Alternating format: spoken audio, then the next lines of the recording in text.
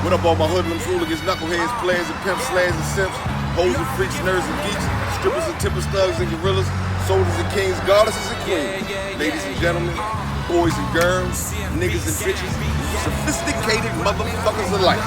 Welcome to hip-hop's biggest fan. I'm just a winner at heart, real nigga at heart. Try to do right by everybody, but fuck niggas, pick with my thoughts. Raps about shit that could get you 20, and I live what I talk. These verses fuck around and cost me more than the shit that I bought. What up, y'all? I'm with motherfucker SK the King once again.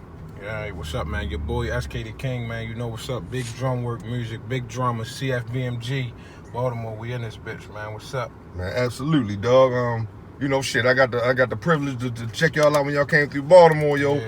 You know, you still in the middle of this tour. You happen to stop through the town for a minute and, you know, say, yo, let's get together. So, what's happening? But, man, shit, how the fucking tour been going for you, bro? Man, the tour been overwhelming, man. I call home and I talk to my friends here, my family here, and it's way more than what I expected in a good way. Okay. I ain't know the love was gonna be this crazy. I ain't know the money, you know the money, being made. I ain't know it was gonna be this good. I ain't, everything, the love people showing me. Yeah, I mean, everything is more than what I expected in a good way for sure. So, okay. Yeah, the tour crazy, man. The tour been crazy. We halfway through. We basically finished the East Coast leg. We still got the West Coast to do, and then we got like a couple more shows on the East Coast at the end. Right. But yeah, we halfway through. I think we 12 cities in now. Okay. I mean, for whatever it's worth, was there any particular city or performance, you know what I mean, that was one of your favorites that was very memorable? I can tell you, everybody said this. Conway told me, everybody told me. They said Buffalo was my best performance. Say word, okay. Buffalo was just on, the 2nd? Okay, shit, so that's a couple days ago, yeah. Yeah, everybody said, yo, the bag you was in for this Buffalo performance, you need to be like this for the rest of the tour. They said this was your best performance by far. I don't know what it was. I think it was, this tour shit like this new to me. Right. So the Buffalo show, we had like 5 days in between. Okay. So for the Buffalo show, I was well rested. We was in Buffalo for 5 days, just cooling in the hotel, pressing up merch, going swimming, going out to eat, cooling for real. So we had that break versus city from city, traveling in a van, driving so much. So by the time the Buffalo show came, I was well rested, had all my energy. I slept good the night before. Makes full sense. Hell yeah. So for the Buffalo show, I just had all the energy in me, and I gave all that shit to them. And everybody said it was my best performance for the whole tour yet. Okay. Everybody said, yo, stay in that bag.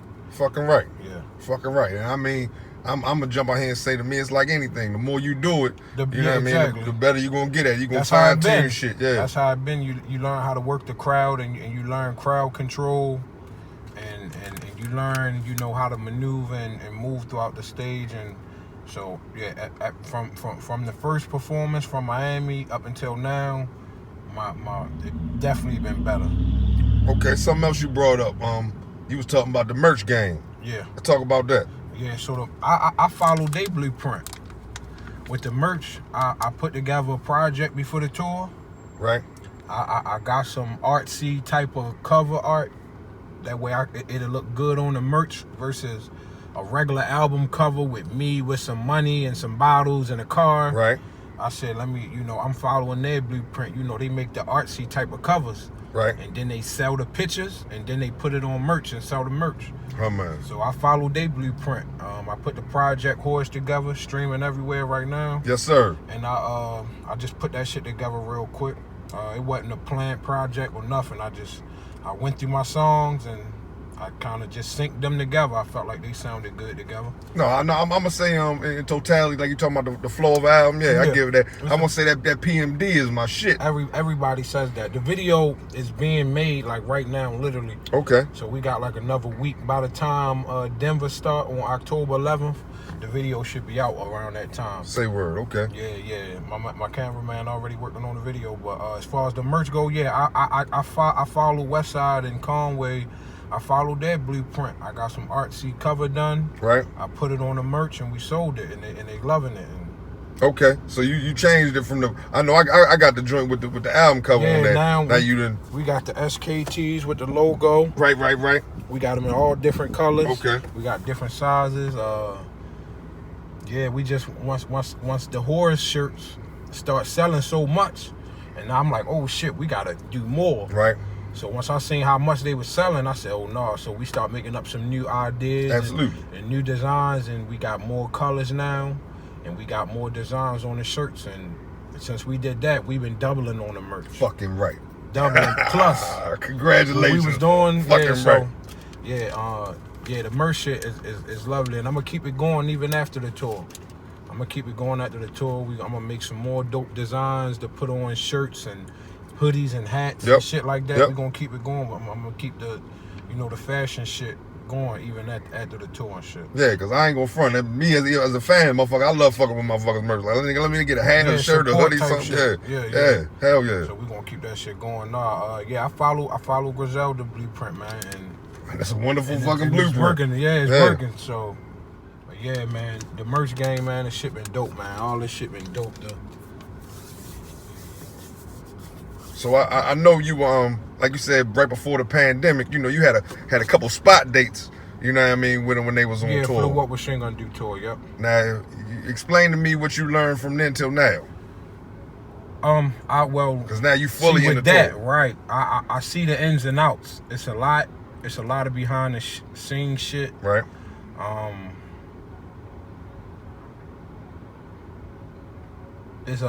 It's a lot more stress. Now, I ain't gonna say stress, but it's a lot more to deal with. You in the vehicle traveling from state to state. You're not getting as much sleep. Right. You got 3-4 shows day after day, all in different states. So it's like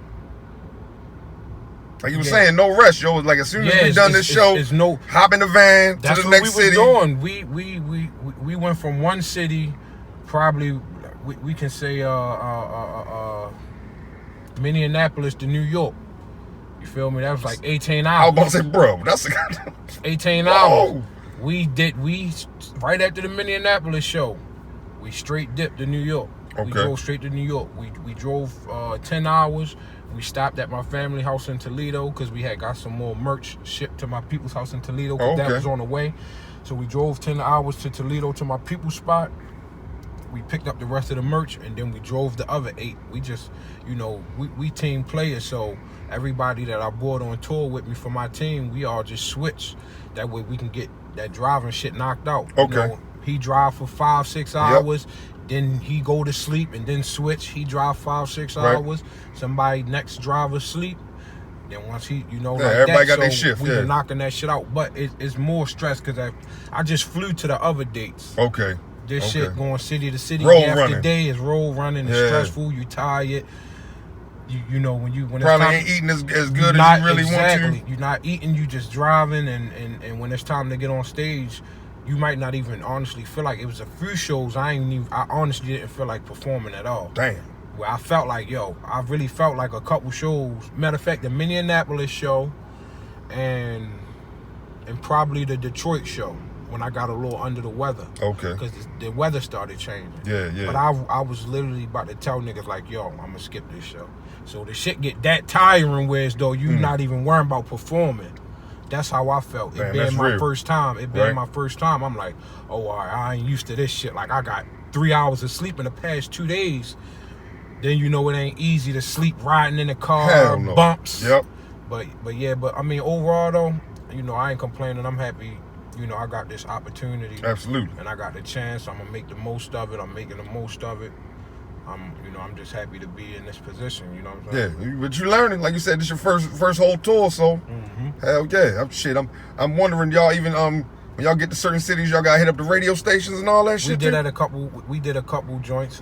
We did in Buffalo, Chicago. Well, we didn't actually do it in Chicago, but we did the interview, via Instagram. Okay, yeah. Shout out to them, 94.5. They got their music in rotation out there. That's what's up. Hell yeah. Yeah, they put the music in rotation as well. Hell yeah. I know you. I just hear stories about, like you talking about people talking about tour life, like, bruh, It is like it's not. When you work. When you a rapper, Yeah. One of the number one things you want to do is go on a fucking tour and travel the world and country and perform. Right. That's one of the main. You want to make money. You want to make fans and get to the next level. Right. But people love to perform for their fans. Right. That's what people love. That's a big part of all this shit. Absolutely. So think about it. As much as I want to do this shit, I got to a point where I did not want to perform. Damn. Because I was that tired. Yeah. I was about to tell them, yo, I'm going to skip the night. I'm going to just do the next city. I'm tired. Yeah. It got to that point I didn't even want to perform. But you thugged it out. Everybody was like, nigga, you better go take you a shot and kick that shit out, nigga. You better take you a motherfucking shot and do that shit. Yeah. So that's what I did, man. I took a couple shots. You know what I'm saying? Yeah. Get that. And we rocked it. And we still rock that bitch. Okay. Quick question. I think I saw on your Instagram story y'all went to the mall. You went to the Mall of America. Oh man. Yo, how crazy was that? I never been there, but I know I want to go. I remember reading about that shit as a kid. And I never got a chance to go there. And that's what I'm saying. It balanced out. So the stress, it'd be a lot of. That's what I'm saying. You will never know until you experience it. Right. It's glistening, and now I'm not even all the way in the mix. Like I'm not no big guy, big popular celebrity, but I'm under one. Right. And I'm around a bunch of them, so I see what they go through. What people don't know is a lot of behind the scenes bullshit but from Instagram, you see chains and money, and you see a nigga performing in front of 1,000 people going crazy, but you don't know all the stress that's behind the scenes. I'm telling you, that's one thing I'm learning. Like from Instagram, everything look gold, glittery. Yeah. I call it the highlight reel. Behind the scenes, man. I'm telling you, it's I'm around guys who bigger than me. Conway West.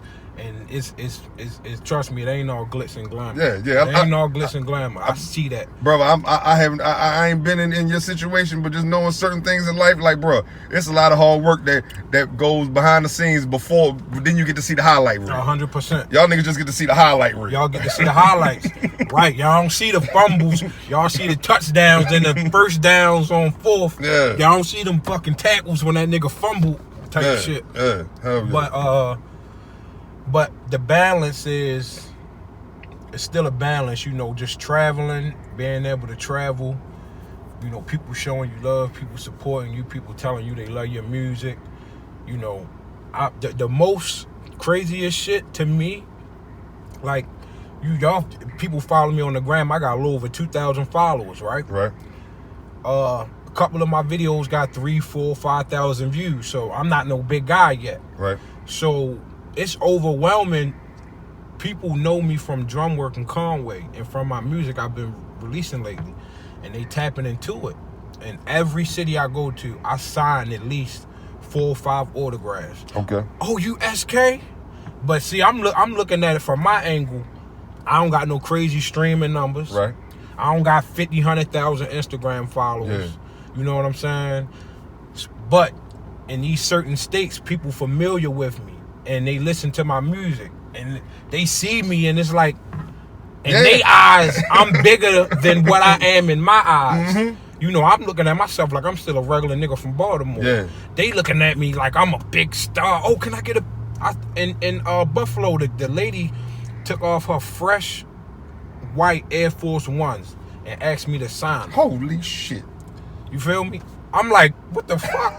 I'm thinking she just want me signed. She bought some merch. Her and her husband bought some merch. I'm thinking they gonna want me sign a shirt or sign a CD. She took her whole shoot off and said, "No, I want you to." Oh, you SK? Oh, I love your music. I just listened to your project. Can you sign my shoe? I'm like, I'm in my head. I'm like, yo, what the fuck? I'm nobody for real. I'm nobody, but it's just something to get used to. You know what I mean? I suppose. I was telling my man this. I'm like, with people, you gotta realize how my man was telling me, he was like, yo, I know you don't feel like, you still feel like the regular person before all this, but he was like, you gotta realize how you look in other people's eyes. Absolutely. He said, everybody see you around these niggas. Yep. Everybody see that you signed the DrumWork. They see you on tour. So he was like, even though you looking at yourself like a regular person, he said, even to a robber, Yeah, yo, a robber looking at you from Instagram. Oh, this nigga on tour. And I'm gonna say this: you doing big shit. Yeah, right. I'm doing big shit, but it's right. But see, they don't know all the money don't come in at this point. Right. Yeah, it's some money. It's some, but it ain't no life changing money yet. Right. But it's some money. So, but from the outside looking in, like my man Pete was just telling me, like, in they eyes, nigga, you're a fucking rapper. You're signed to one of the hottest rappers right now. Yeah. You know what I'm saying? That's real talk. So it's like a robber look at you, see your Instagram, see you traveling state to state, performing in front of sold out crowds. They see you selling merch. Oh, this nigga got some money. He a lick. So they thinking more going on than what's really going on. And it's the same way with a fan. The fan looking at your shit like, oh, he's signed to Conway. Oh, he's, you know what I'm saying? Yeah. So he was like, yo, you got to realize your value to other people, not how you looking at yourself, because you going to feel like a regular nigga even if you touch 100,000 to $250,000. Right. You might still feel like a regular nigga. In my mind, you probably will. You know, because motherfucker, anybody is like, motherfucker, I'm still me. Yeah, I'm still me. But once you get to a certain level and you doing certain shit in other people's eyes, they don't look at you. I don't doubt it. I'm guessing the conversation that you and Conway probably still have is just on, you know, like you told y'all story and y'all connection before, so y'all still, you know, have that rapport just based off of struggle. Yeah, based off, that's you know what I'm saying? So but yeah, but just to close that, that was it's a balance, man. You know, it's pros and cons to everything. Hell yeah. You know, it's the bullshit, but long as it's being weighed out, at least if it's being weighed out evenly or the good outweighing the bad, then it's all good, because that shit won't come with it. It's going to be the bullshit. Yeah. The little that's bullshit. Life. Yeah, the hurdles and all that you got to get through, so. Hell yeah. Yeah, it's all love. Hell yeah. Still tall, stay quiet on every bit that I caught. When you solid, they gon' hold you. No respect for the niggas that walk. They call me OG cause what I've been through and all the wisdom I taught. All the pigs that I fought, got some wins and some luck.